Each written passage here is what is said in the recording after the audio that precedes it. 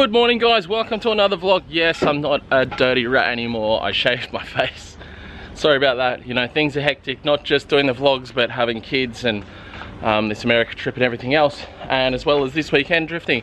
Anyway, we're back down here at the track early this morning, try and get some stuff done before it gets too hot.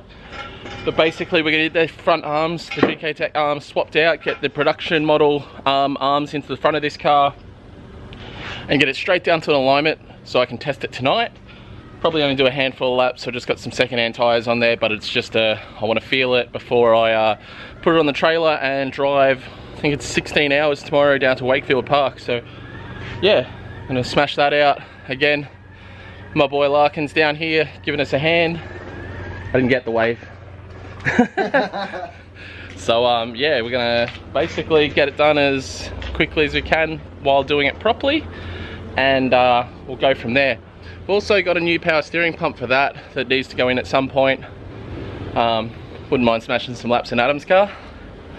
So having a look under the 350Z now, everything's looking pretty good, but check this out. I've been grinding the bottom of my steering rack down, which probably isn't ideal.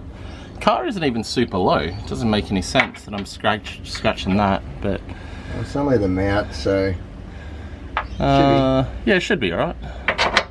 But the rack, yeah, it's still good. But yeah, so we've got to take off this big W brace here to be able to get the arms off, because they joint under this W brace. So a little bit of a pain in the bum, but not so bad, because I've recently replaced these bolts here, because normally these bolts are like ground flat and really hard to get through. Anybody that's done low Z things knows about that situation. And I think this for anybody as well. This is probably the coolest thing about a Z, is you're never going to hit the sump. It's so far up from where the cross member and stuff is, unless you're an idiot like me and slip the jack off of your cross member. You're not going to have an issue denting your sump. So yeah, that's something to think about.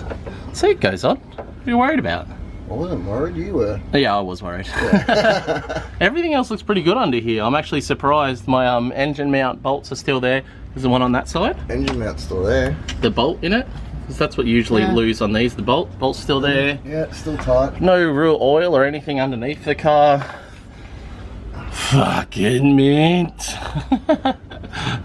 Right, so this is what I do personally. I don't undo these bolts at the back, because why bother? You can just bend it down a bit here, so you drop that cross brace down, so then you can get on to getting all these arms and stuff off. Like this bit will come down now. Basically got to undo it from here, undo the suspension off it, undo the sway bar off it, and drop it out of the knuckle itself. Well, simples. Alright, update on the situation. I just remembered that I have the production type top arms as well, so we're going to swap my top arms out. These are production ones, these are my old ones. Again, nothing wrong with the old ones, just while we're here I'd want to chuck the production ones in. I'll be able to send the old ones back to the guys at gktech again, so they can check for fatigue and things like that, because realistically I'd be very extremely surprised if any cars in the world get drifted more than that car right there. I give it an absolute hiding. Well, it's twice a week, so there's probably cars that get drifted more when they do it as a job, but as far as a fun thrash car, that gets drifted a lot. So it does get heavily used. You know, when you consider compared to a regular drifter who would drift, say, 20 times a year versus the, you know, hundreds of, well, about 100 times a year, that car gets drifted. So definitely a good test bed for these parts. Now I wanted to just show you guys quickly the differences between the prototype and the production arm on the gktech stuff. So there's a few things we revised. We added lock stops into production, so that was a cool addition. The old one didn't have lock stops. We've also added more pickup points for the sway bar versus the only 3 we had there. And then it's a different bearing in here to add more meat either side to stop anything from happening in this area. Not that anything did, and I gave it more of a hiding than anyone, like I've said before. Bearings are still tight, which is great. The only other change in the arms was the rear spherical bearing. Rear or front was it? This was That's rear. weird. So it would be like the caster spherical bearing here. In the test bed, it was a smaller bearing. And then in the production one, they've gone to a bigger bearing, just due to, you know, again, trying to make it stronger. And then again, with the original prototype, they used, it was a concave style, I don't want, what would you call it? Like a wedge, using the regular wedge style on the ball joint versus the new ones getting rid of the wedge and going directly to the arm. So I feel like this production one's definitely a step up from the prototype big time. So I'm super excited to get it in. It'll be even stronger than the old one. I haven't had any issues with the old one, so I can't complain, but you know, these are just better and better, and there's nothing better than making a product even better that had nothing wrong with it in the first place. So yeah, I think the sway bar pickup point's definitely a good one. You know, that adjustability there to be able to set up your sway bar a bit better if you want to. But otherwise, yeah, doing all the good stuff. And here we are, we're just adjusting out our top arms now. And for me personally, I don't like a whole lot of camber on the front. I don't like much camber at all on the front. 2.5 degrees, maybe 3 degrees max sort of thing. 3.5 on a track only car, depending on the car's setup. So yeah, I'd like to get a lot of that camber out of the car so I can, I actually like the wheel to roll over. If you watch Formula Drift and you see the Mustangs, so yeah, the Mustangs are like that. I actually quite like that, because in my theory is, you don't need a full contact patch when you're on full lock, because that's sort of the least you're using your steering, if you get what I mean. So, you know, when you're on full lock, in my opinion, you are driving with the rear of the car. You're really using the front for a lot, other than very, very small adjustments. Where when you're in the middle of your steering, in getting into the initiation of the drifts, or getting out of the initiation of the drifts and things like that, that's really where you want your grip. You know, the last thing you want, in my opinion, is 6 degrees of camber on the front and full contact patch when you're sideways, but then you straighten up and hit the brakes and you've got this much tire on the road and you go sliding off and smash into something. So I personally think that a big contact patch when you haven't got a lot of angle is the best. And then when you're on full lock, having less grip on the front, that way your car can go nicer into a four-wheel slide, and you can achieve things like big backies without a huge amount of lock, like you saw with my V35 and stuff, which had, you know, a more than standard lock, but nothing excessive by any means. It was quite sedate as far as lock goes, because the Brembos on that car, the Brembos don't really allow you to get a lot of lock. So something to keep in mind with your setup, guys. That's me personally, that's what works for me. You know, if you've got the time and track to do it, definitely give it a try, because I don't know, look, to me it 100% makes sense, and it always has made more sense to me to have a lot more grip on the back versus the front. I've never been a guy to run semis on the front and normal tires on the back. If anything, when I have an opportunity to run semis, they'll go on the back and definitely not on the front, and I'll run a normal radial on the front. And then I think if you're having issues with understeer at that point, that's got a lot more to do with your technique than it does your car setup. So something to think about, guys. I'm heading down to an auto shop now to get essentially a crank puller to pull the cones off of the lower ball joints so we can fit the new gktech arms. And yeah, I'm super stoked. It's going to be sick. Just going to have to get it down to the alignment shop. It's now 10 o'clock in the morning, so we should have time to get alignment and get it back to the track before 4 o'clock when we open up. So we'll let you guys know anyway, but we'll keep continuing on with the fun. All right, so we're just buttoning up the last of it now. About to take it down to the wheel liner. Taken far longer than we'd hoped. It's now, I think 12:30 or something along those lines.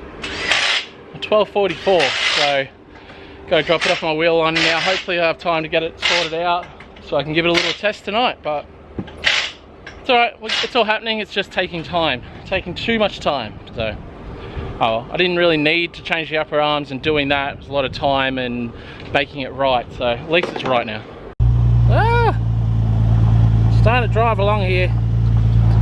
I'm standing up driving my car like a boat because I can, but I'm just checking out the where the camber's sitting down, because it definitely looks good, looks better. So yeah, I'll take it over here now, and I'm gonna switch this around. Oh, there we go. Show sort of what I'm doing because I'm an idiot. But we're gonna chuck it on the trailer and whip it down to the aligner now. It does feel very nice, feels more together. Yeah.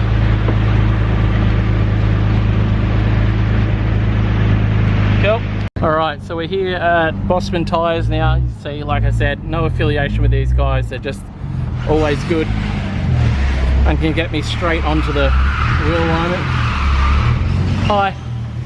Oh, this again.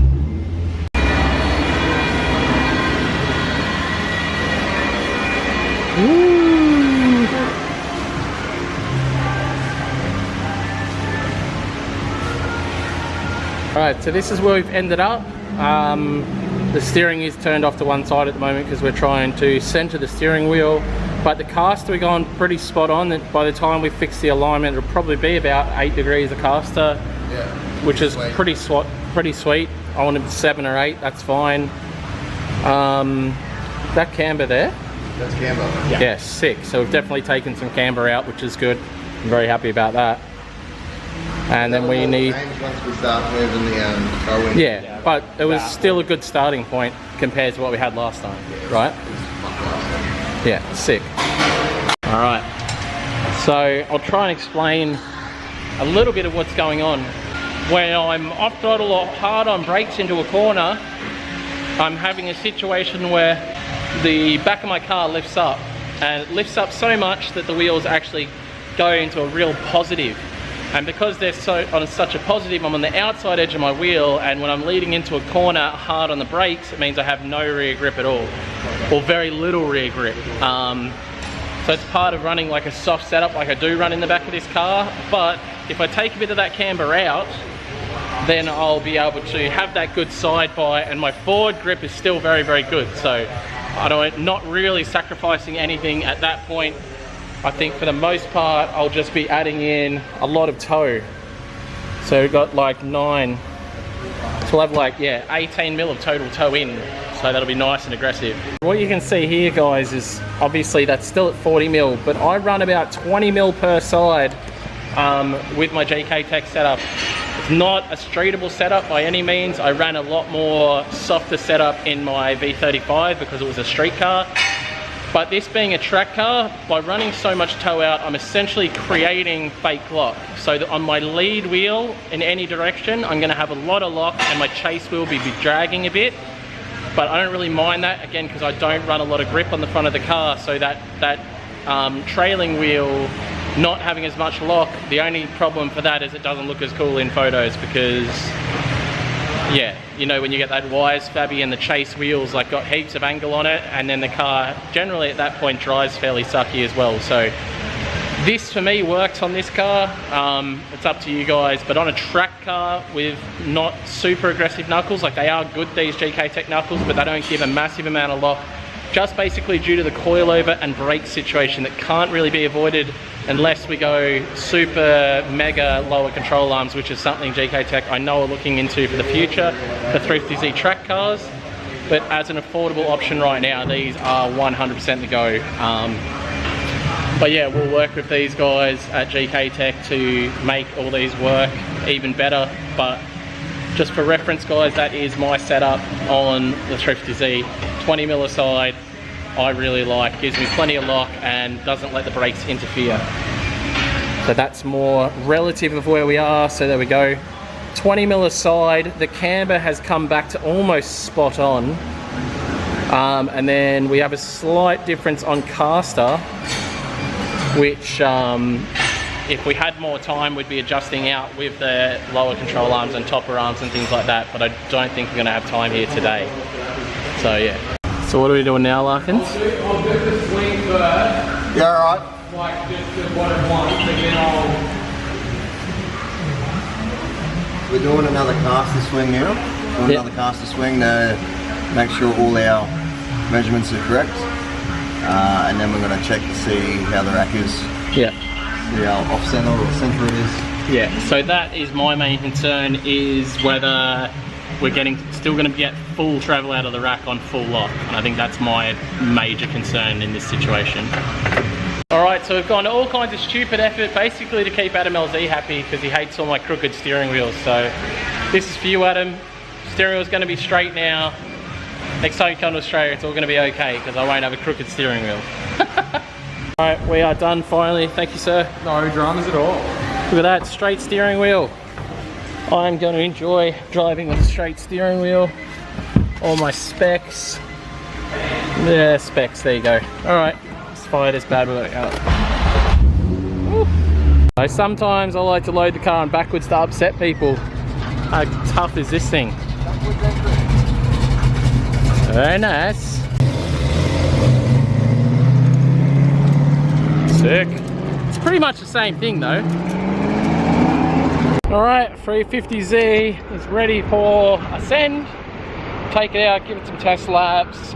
Overall, I'm pretty confident it's going to be good. Yeah, drop the pressures back down in the rear from the wheel alignment and go from there.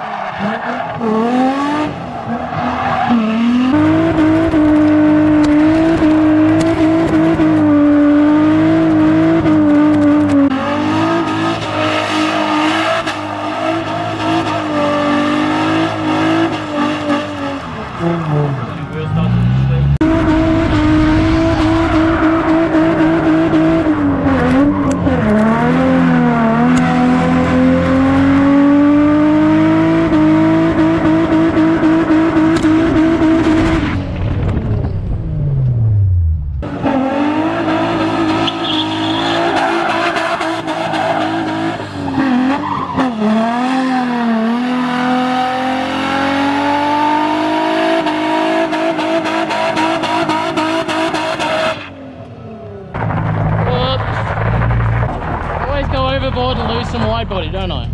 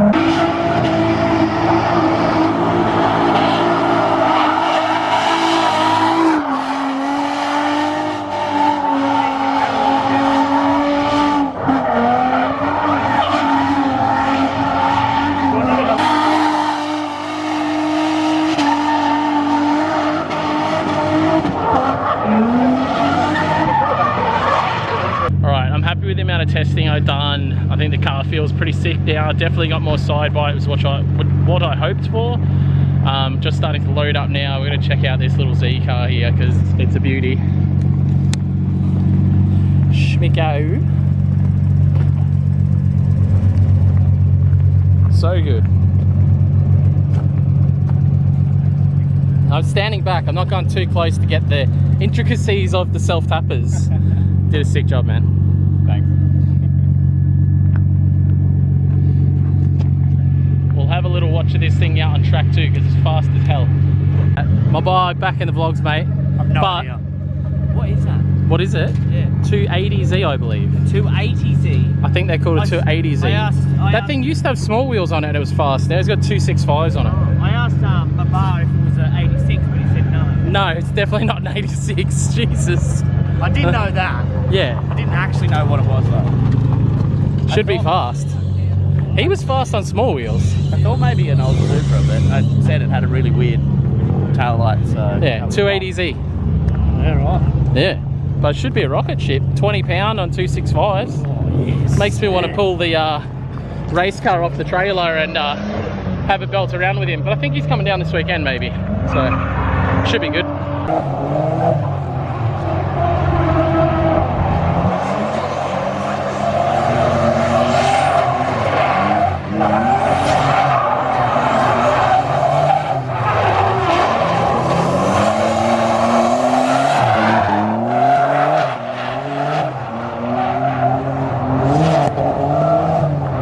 You're gonna let me use the grinder?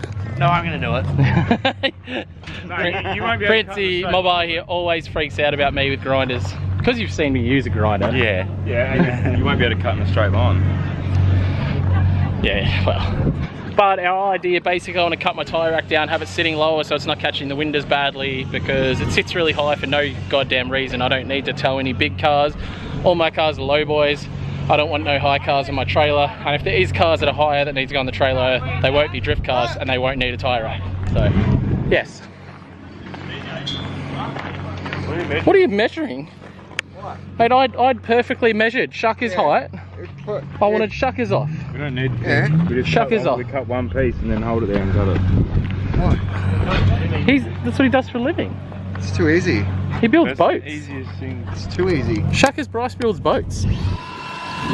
Yeah. Alright, so we are all loaded up. Tyre rack's cut down now, sitting way lower, should catch heaps less wind.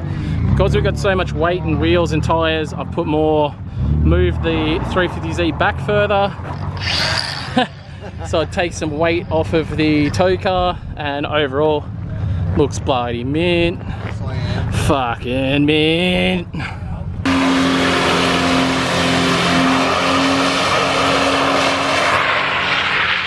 Alright, so on that note, we're going to end another vlog, guys. Don't forget to like, comment, and subscribe, and we'll see you in tomorrow's vlog. Bye.